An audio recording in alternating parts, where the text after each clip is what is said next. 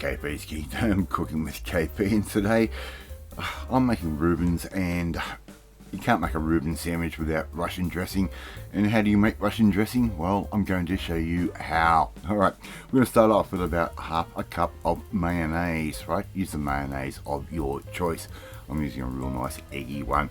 I'm going to add in about a third of a cup's worth of just store-bought tomato sauce, tomato ketchup, right? That goes in. I'm also going to add in a tablespoon's worth of horseradish, right? It's a really nice horseradish that I use. I don't buy the cheap stuff.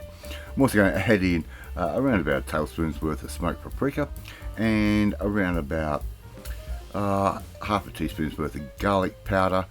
Okay, that's going to go in. I'm also going to add in half a teaspoon's worth of gherkin relish. That's going in.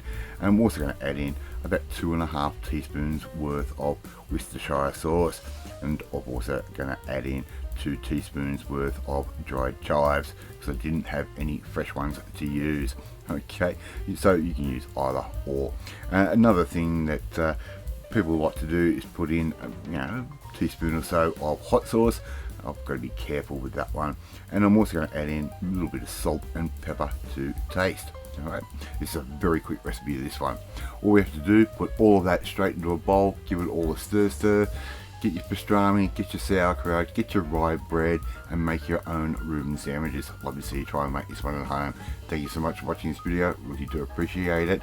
Thank you so much for watching this video. Don't forget to like, share, leave a comment, and subscribe, of course. Alright, there you go, KP Quickie, our Russian dressing. Alright, bye, we'll catch you next time. Bye.